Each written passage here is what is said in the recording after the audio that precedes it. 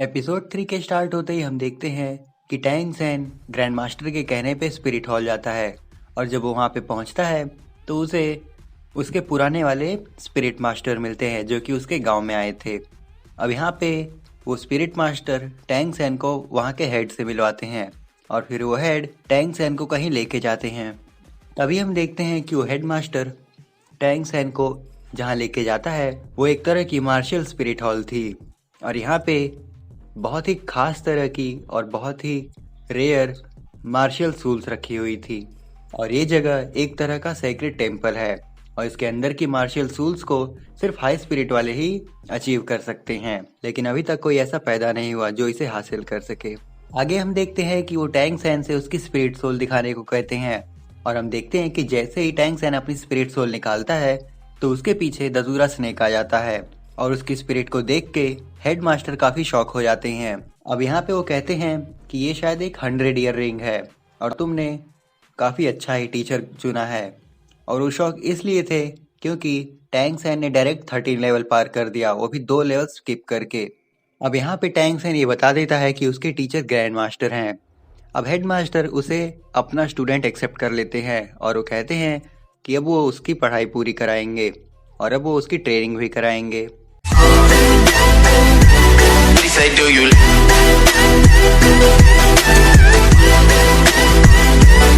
say, do you I only love my bed and my mom. आगे हम देखते हैं कि टैंग सैन को स्पिरिट हॉल में एडमिशन मिल गया था। उसके बाद हम देखते हैं कि वो बाहर शहर में जाता है और लोहार वाले कुछ काम ढूंढता है। वो कुछ पैसे कलेक्ट करना चाहता था ताकि वो उन पैसों से अपना खर्च चला सके। लेकिन हम देखते हैं कि जैसे वो सभी लोहारों के पास जाता है तो वो सभी लोहार उसे बच्चा समझ के वहाँ से भगा देते हैं। लेकिन एक लोहार ऐसा था जो टैंग सैन को अपने पास काम करने के लिए मान जाता है। और फिर हम देखते हैं कि यहाँ पे टैंग सैन उस लोहार से कहता है कि उसे रिफाइनिंग का काम दे, जो कि सबसे मुश्किल काम था। अब यहाँ पे वो लोहार उसका काफी मजाक बना देता है, लेकिन टैंग सैन यहाँ पे बुरा नहीं मानता है उसकी बात का और वो अपनी फादर की बताई हुई टेक्निक को याद करता है। उसके फादर ने उसे हर तरह की टेक्निक सिखाई थी कि वो कैसे रिफाइनिंग और फॉर्ज कर सकता है। तभी हम देखते हैं कि टैंग सैन उस लोहार के सामान को लेता है और एक ही शॉट में बिग आयरन फॉर्म कर देता है। अब उन सभी लोहार को लग रहा था कि टैंग सैन इस हथौड़े को उठा नहीं पाएगा क्योंकि वो बच्चा है, लेकिन उन्हें कभी नहीं लगा था कि वो इस हैमर को उठा भी लेगा और सिर्फ एक ही बार में बिग आयरन फोर्ज कर देगा। और उसका ये काम देख के वहाँ के सारे लोहार हैरान हो जाते हैं। उसके बाद हम देखते हैं कि वो लोहार टैंग सैन को काम पे रख लेता है क्योंकि उसे इससे काफ़ी फ़ायदा होने वाला था। तभी हमें एक मास्क मैन को दिखाया जाता है जो कि उसकी सारी एक्टिविटीज़ को नोट कर रहा था। उसके बाद हम देखते हैं कि टैंग सैन को ट्रेनिंग करते और लोहार का काम करते करते 1 साल हो जाते हैं। और फिर हमें दिखाया जाता है कि टैंग सैन यू के साथ अपने घर अपने फादर से मिलने जाता है। आगे हम देखते हैं कि वो जैसे अपने घर पहुंचता है तो वहाँ पे उसके फादर नहीं थे, वहाँ पे उसके ग्रैंडपा जैक थे, यानी गांव के चीफ। और वो उसे उसके फादर का एक लेटर देते हैं। अब उस लेटर में उसके फादर ने लिखा था कि वो टैंग सैन से दूर जा रहे हैं क्योंकि अगर वो उसके पास रहे तो वो उसकी ट्रेनिंग में डिस्ट्रैक्शन ही लाएंगे और कुछ नहीं। और दूसरी बात वो ये लिखते हैं कि उन्हें कोई काम था जो कि बहुत पुराना था और उन्हें वो ज़रूरी था, इसलिए वो अब तभी मिलेंगे जब टैंग सैन एक काफ़ी अच्छा और एक काफ़ी शक्तिशाली योद्धा बन जाएगा। अब यहाँ पे टैंग सैन को काफ़ी बुरा लगता है क्योंकि वो अपने फादर से नहीं मिल पाता है और उसे ये भी सुन के बुरा लगता है कि उसके फादर उससे काफ़ी दूर चले गए हैं। उसके बाद हमें एकेडमी में दिखाया जाता है जहाँ पे हम देखते हैं कि ग्रैंड मास्टर टैंग सैन के बारे में सोच रहे होते हैं। तभी हम देखते हैं कि उसके सामने टैंग हाओ आ जाते हैं, यानी टैंग सैन के फादर। अब टैंग सैन के फादर ग्रैंड मास्टर को काफ़ी साल से जानते हैं, लेकिन वो 20 साल में पहली बार मिल रहे हैं उनसे। अब यहाँ पे ग्रैंड मास्टर टैंग हाओ को देख के काफ़ी शॉक हो जाते हैं और वो तुरंत ही समझ जाते हैं कि टैंग सैन टैंग हाओ का ही बेटा है और इसीलिए वो इतना पावरफुल है। अब यहाँ पे टैंग हाओ और ग्रैंड मास्टर के बीच काफ़ी बातें होती हैं। यहाँ पे ग्रैंड मास्टर को टैंग हाओ ये बता देता है कि वो अपने बेटे को छोड़ के जा चुका है और इसके लिए ग्रैंड मास्टर उसकी अच्छी से माँ बहन भी करते हैं। और फिर हम देखते हैं कि टैंग हाओ ग्रैंड मास्टर को एक बैच के जैसा कुछ देता है और फिर उससे कहता है कि चाहे जो हो, ये हमेशा याद रखना कि वो मेरा बेटा है। और फिर हम देखते हैं कि टैंग हाओ वहाँ से चला जाता है। उसके बाद हमें दिखाया जाता है कि टैंग सैन ज़ू के साथ अपने घर के बाहर बैठा हुआ है।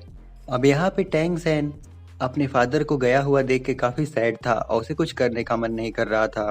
वो एकदम टूटा सा लग रहा था। लेकिन यहाँ पे उसकी दोस्त ज़ू उसे हिम्मत देती है, उसका कॉन्फिडेंस बढ़ाती है और उसे कहती है कि तुम्हारे पापा ने तुमसे कहा था कि वो तुम्हें एक अच्छा योद्धा बनता देखना चाहते हैं और एक सक्सेसफुल आदमी, लेकिन अगर तुम ऐसे रहोगे तो तुम कुछ भी नहीं कर पाओगे। तो अब तुम्हें रोना धोना छोड़ के काम पे लग जाना चाहिए। आगे हम देखते हैं कि टैंग सैन और ज़ू में काफ़ी रोमांटिक सी बातें होती हैं और यहाँ पे टैंग सैन और ज़ू एक दूसरे के साथ रहने की बातें करते हैं, प्रॉमिस करते हैं। और फिर टैंग सैन ये भी कहता है कि वो उसे प्रोटेक्ट भी करेगा। उसके बाद हम देखते हैं कि टैंग सैन अपना हिडन वेपन निकालता है और ज़ू को उसे चलाना सिखाता है। अब इस हिडन वेपन को देख के ज़ू काफ़ी खुश हो जाती है, उसे काफ़ी एक्साइटमेंट आ रहा था। अब यहाँ पे ज़ू कहती है कि उसे भी एक ऐसा ही हिडन वेपन चाहिए, जिस पे टैंग सैन कहता है कि नहीं, वो उसे ऐसी खतरनाक चीज़ नहीं दे सकता। उसके बाद हम देखते हैं कि टैंग सैन आसमान में देखते हुए खुद से एक वादा करता है और अपने डैड को सोचता है और कहता है कि वो एक दिन बहुत ही सक्सेसफुल और एक स्ट्रॉन्ग सोल्जर बनेगा। उसके बाद हमें 5 साल के बाद ज़ू और टैंग सैन को दिखाया जाता है, जो कि अभी भी साथ में थे। और यहाँ पे हम देखते हैं कि वो दोनों काफ़ी बड़े भी हो चुके हैं। अब हमें यहाँ पे ये भी पता चलता है कि वो लोग एकेडमी से ग्रेजुएट हो चुके हैं और ग्रैंड मास्टर के कहने पे वो लोग अब श्रेक एकेडमी में जा रहे हैं आगे की पढ़ाई करने के लिए, यानी अपने हाई स्कूल की पढ़ाई करने के लिए। अब यहाँ पे हमें ये भी पता चलता है कि ज़ू टैंग सैन को रोमांटिकली देखती थी, लेकिन टैंग सैन ज़ू को सिर्फ एज ए फ्रेंड मानता था और उसे ये बात पता भी नहीं थी। आगे हमें पता चलता है कि श्रेक यूनिवर्सिटी का एंट्रेंस एग्ज़ाम 2 दिन में होने वाला था और उनके पास 2 दिन थे, इसलिए वो लोग रहने के लिए एक होटल देखने लगते हैं। और आगे हम देखते हैं कि ज़ू को एक होटल दिखता है और फिर वो दोनों वहाँ पे जाते हैं। अंदर जाने के बाद रिजर्वेशन पे उन्हें पता चलता है कि सिर्फ एक ही रूम वहाँ पे खाली है और इसलिए ज़ू और टैंग सैन उस रूम की बुकिंग कराने लगते हैं। लेकिन तभी हम देखते हैं कि वहाँ पे एक आदमी आता है 2 लड़कियों के साथ और उनकी बुकिंग छीन के अपने नाम कराने लगता है। अब वो आदमी वहाँ का जाना पहचाना मेंबर था और काफ़ी स्ट्रांग भी था और वहाँ के मैनेजर भी उसे जानते थे, इसलिए वो लोग टैंग सैन की बुकिंग उसको देने लगते हैं। अब ये देख के ज़ू को काफ़ी गुस्सा आने लगता है। अब यहाँ पे ज़ू बार बार अपने बात रखते हुए उससे बहस कर रही थी। अब यहाँ पे हमें पता चलता है कि सामने वाले बंदे का नाम मास्टर डाय था। अब यहाँ पे बात इतनी बढ़ जाती है कि मास्टर डाय और ज़ू में फाइट होने वाली थी, लेकिन टैंग सैन उसे रोकता है और उसकी जगह खुद लड़ने चला जाता है। अब फाइट के स्टार्टिंग में हम देखते हैं कि सबसे पहले मास्टर डाय और टैंग सैन एक दूसरे से नॉर्मल फाइट कर रहे थे और अपनी नॉर्मल स्किल से ही टैंग सैन मास्टर डाय को हरा देता है। अब यहाँ पे मास्टर डाय टैंग सैन की सारी एबिलिटीज समझ जाता है। तभी हम देखते हैं कि मास्टर डाय अपना स्पिरिट सोल निकाल देते हैं, जो कि एक टाइगर बीस्ट की थी और उसका रैंक 37 था और वो काफ़ी पावरफुल भी दिख रहा था। तभी हम देखते हैं कि हमारा टैंग सैन भी अपनी स्पिरिट सोल निकाल देता है, जो कि धतूरा स्नेक की थी और उसका रैंक 29 पे पहुंच चुका था। अब यहाँ पे हम देखते हैं कि टैंग सैन एज यूजुअल, जैसा कि ग्रैंड मास्टर ने उन्हें बताया था कैप्चर और पैरालाइजिंग का, वैसे ही टैंग सैन मास्टर डाई को पकड़ने की कोशिश करता है, लेकिन वो जितनी बार भी उसे पकड़ने का ट्राई करता है, मास्टर डाई उसके अटैक को तोड़ता हुआ निकल जाता है।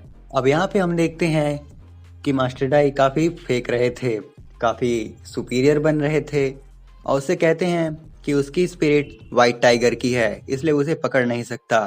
तभी हम देखते हैं कि हमारा टैंग सैन एक मस्त सी डेविल वाली स्माइल देता है और फिर वो फिर से मास्टर डाई पे अटैक कर देता है और इस बार हम देखते हैं कि वो मास्टर डाई को अपने स्पेल में जकड़ लेता है।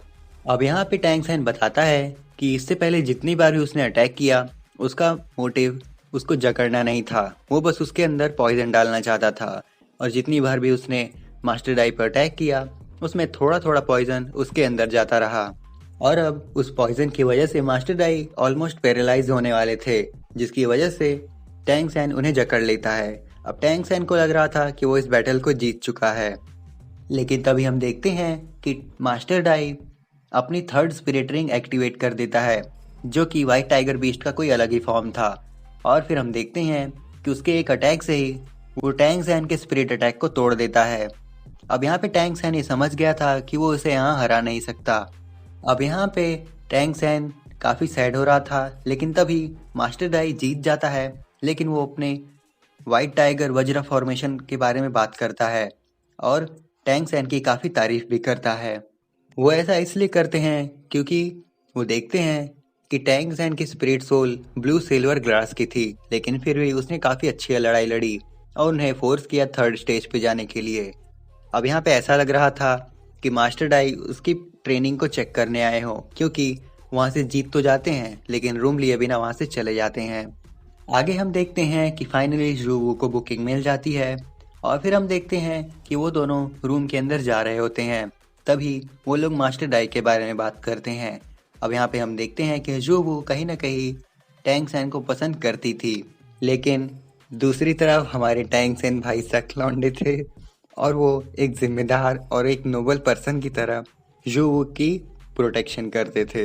लेकिन इतना नहीं, आगे हम देखते हैं कि जैसे ही वो दोनों उस रूम में पहुंचते हैं तो उन्हें वो रूम काफ़ी अलग लगता है। असल में ये रूम एक हनीमून होटल रूम था और उसे देख के जुवू काफ़ी खुश हो रही थी, लेकिन दूसरी तरफ हमारे टैंक सैन भाई काफ़ी ऑकवर्ड फील कर रहे थे।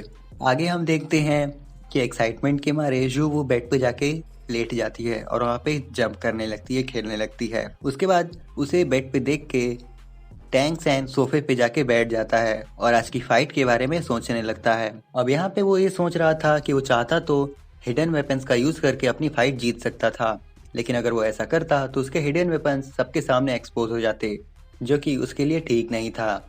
अब यहाँ पे वो सोचता है कि व्हाइट टाइगर के डीपर टेल से निकलने वाली जो गोल्डन राइट है, शायद वही उसके प्रोटेक्शन के लिए भी काम करती है। अब वो ये याद करता है कि इन सब के लिए टैंक सेक्ट में, यानी उसके पिछले जन्म में जो टैंक सेक्ट लाइब्रेरी थी, उसमें बहुत से वेपन थे जो कि इसको ब्रेक कर सकते थे। उसके बाद वो अपने पास्ट का एक सीन याद करता है, अपने पास्ट लाइफ का एक सीन याद करता है, जहाँ पे हम देखते हैं कि कोई चोर भाग रहा होता है और टैंक सैन किसी हिडन वेपन का यूज करके उसको मार देता है। उसके बाद हम प्रेजेंट में आते हैं और हम देखते हैं कि टैंक सैन और जुवू अगले दिन कहीं घूमने जाते हैं और फिर हम देखते हैं कि वो दोनों एक स्टोर में जाते हैं और वहाँ पे टैंक सैन को एक अजीब तरह का और काफ़ी अनोखा हेयर क्रिस्टल मिलता है और जब वो शॉपकीपर से उसका रेट पूछता है तो उसे काफ़ी ज़्यादा प्राइस बताता है, जिसे देख के टैंक सैन कुछ तो सोचता है, लेकिन फिर वो उसे लेने के लिए मान जाता है। लेकिन तभी जुवू कहती है कि उसे इतनी महंगी डील नहीं लेनी चाहिए। अब यहाँ पे वो शॉपकीपर देखता है कि टैंक सैन उस चीज़ को हर हाल में लेना चाहता था, इसलिए वो शॉपकीपर उसकी प्राइस और बढ़ा देता है। अब यहाँ पे जुवू का ब्रेन और खिसक जाता है, इसलिए वो टैंक सैन को वहाँ से लेके जाने लगती है। लेकिन तभी वो शॉपकीपर टैंक सैन के कमर पे ग्रैंड मास्टर का दिया हुआ वो बेल्ट देखता है और समझ जाता है कि ये बच्चा, ये जो टैंक सैन है, वो ग्रैंड मास्टर का ही एक डिसाइपल हो सकता है। इसलिए वो शॉपकीपर टैंक सैन को वो पीस फ्री में देने लगता है। लेकिन तभी हम देखते हैं कि टैंक सैन उस पीस के लिए शॉपकीपर को कुछ पैसे दे देता है और फिर हम देखते हैं कि वो दोनों वापस रोज होटल में आ जाते हैं। अब यहाँ पे हम देखते हैं कि टैंक सैन अपने रूम में उस क्रिस्टल को अपने हैमर से तोड़ता है और फिर उसको पूरी तरह से ब्रेक करके उसके ग्रैन्यूल्स को कलेक्ट करता है। अब ये एक हेयर क्रिस्टल था और टैंक सैन बताता है कि इस वर्ल्ड में इसे सिर्फ एक क्रिस्टल माना जाता है, जो कि बाकी के क्रिस्टल्स की तरह एक नॉर्मल क्रिस्टल ही है। लेकिन टैंक सैन ये बताता है कि ये एक खास तरह का काम कर सकता है। वो इसके ग्रैन्यूल्स को काफ़ी पतले पीसेस में बना के एक वेपन की तरह यूज़ कर सकते हैं। अब यहाँ पे टैंक सैन को अपने पिछले जन्म की काफ़ी सारी टेक्निक्स याद थी, इसलिए वो उस हेयर क्रिस्टल के साथ काफ़ी कारीगरी करता है और फिर हम देखते हैं कि वो उससे एक हिडन वेपन बना लेता है और फिर उसकी पावर को देख के जो वो काफ़ी शॉक हो जाती है और काफ़ी इम्प्रेस भी हो जाती है। आगे हम देखते हैं कि उन दोनों में थोड़ी बातें होती हैं और फिर हमें दिखाया जाता है कि वो दोनों श्रेक यूनिवर्सिटी के लिए निकल देते हैं। अब वो लोग एकेडमी की तरफ जा रहे होते हैं, लेकिन तभी उन्हें एक लंबी लाइन दिखती है। अब यहाँ पे हम देखते हैं कि एंट्री के लिए एक आदमी उन सभी बच्चों को चेक कर रहा था और उसके अकॉर्डिंग जो भी बच्चा उसके एक्सपेक्टेशन से कम था वो उसे एंट्री नहीं दे रहा था, और अगर उनमें से कोई भी रिफंड की बात करता तो वो आदमी उन्हें भगा देता था। अब उन्होंने यहाँ पे एक रूल रखा था कि जो भी बच्चा कमज़ोर होगा उसे यहाँ पे एंट्री नहीं मिलेगी और उसकी फीस भी रिफंड नहीं की जाएगी। अब यहीं पे हम देखते हैं कि मास्टर ढाई भी रहते हैं जो कि उन रिफंड वालों को समझा रहे थे कि अगर उन्हें रिफंड चाहिए तो उन्हें उससे फाइट करनी होगी, और अगर वो उन्हें हरा देते हैं तो उनका रिफंड वापस कर दिया जाएगा। अब मास्टर दाई को देख के किसी की भी हिम्मत नहीं हो रही थी कि उसे जाकर लड़े, इसलिए सभी बच्चे अपने रिफंड लिए बिना ही घर वापस लौटने लगते हैं। अब ये शर्क यूनिवर्सिटी एक मॉन्स्टर के नाम पे था, यानी यहाँ पे सिर्फ वही बच्चे एडमिशन ले सकते हैं जिनके पास मॉन्स्टर के जैसी एक विल हो। अब यहाँ पे हम देखते हैं कि मास्टर दाई और टैंक सैन एक दूसरे को देखते हैं और फिर वो दोनों एक दूसरे को देखते हुए एक मुस्कान सी चमकान देते हैं, और फिर जू और टैंक सैन की बारी आती है और फिर वो आदमी उन लोग को टेस्ट करता है और फिर वो दोनों पास हो जाते हैं। अब यहाँ पे हम देखते हैं कि उस यूनिवर्सिटी के अंदर काफ़ी अलग ही माहौल था, एक अलग तरह का इन्वायरमेंट वहाँ पे चल रहा था, और इसलिए उन दोनों को कंपनी देने के लिए मास्टर दाई आते हैं। अब यहाँ पे उन तीनों में काफ़ी बातें होती हैं और वो एक दूसरे के बारे में काफ़ी बात करते हैं। मास्टर दाई काफ़ी सारे स्पिरिट सोल्स के भी बारे में बताते हैं। अब यहाँ पे एक चौथी लड़की भी थी जो कि काफ़ी खूबसूरत थी। अब हम देखते हैं कि मास्टर दाई जैसे उसे देखता है तो उनके मन में लड्डू फूटने लगते हैं, ऐसा लग रहा था कि वो उन्हें लाइक करने लगे हैं। उसके बाद हम देखते हैं कि वो दोनों आगे बढ़ते हैं और उन्हें अलग अलग तरह की स्टॉल्स दिखाई जाती है, और तभी हम देखते हैं कि उसके सामने एक चलती फिरती स्टॉल वाली कोई चीज़ आती है और फिर यहीं पे एपिसोड ख़त्म हो जाता है। सो ये था सोल लाइन एनिमे सीरीज़ के एपिसोड 3 का एक्सप्लेनेशन। अब आप हमें कमेंट करके बता सकते हैं कि नेक्स्ट आप किस एनिमे सीरीज़ या एनिमे मूवी का एक्सप्लेनेशन देखना चाहते हैं। हम पूरा ट्राई करेंगे कि आपके रिक्वेस्टेड टॉपिक के एक्सप्लेनेशन आपको सर्व कर सकें। अब अगर आप मून नाइट सीरीज़ के एपिसोड का एक्सप्लेनेशन देखना चाहते हैं तो उसका लिंक आपको डिस्क्रिप्शन में मिल जाएगा। इसके अलावा हमने जल्दी एक सीरीज स्टार्ट की थी मैट डेमन लॉर्ड के नाम से, अगर आप उसे देखना चाहते हैं तो उसका लिंक भी आपको डिस्क्रिप्शन में मिल जाएगा। तो अगर ये वीडियो आप सबको ज़रा भी पसंद आई हो तो उसे लाइक और शेयर करें और ऐसे कंटेंट्स के लिए हमारे चैनल को सब्सक्राइब करें। सो आज के लिए बस इतना ही, हम जल्दी लौटेंगे एक नई वीडियो के साथ। Till then keep watching super move. Sayonara.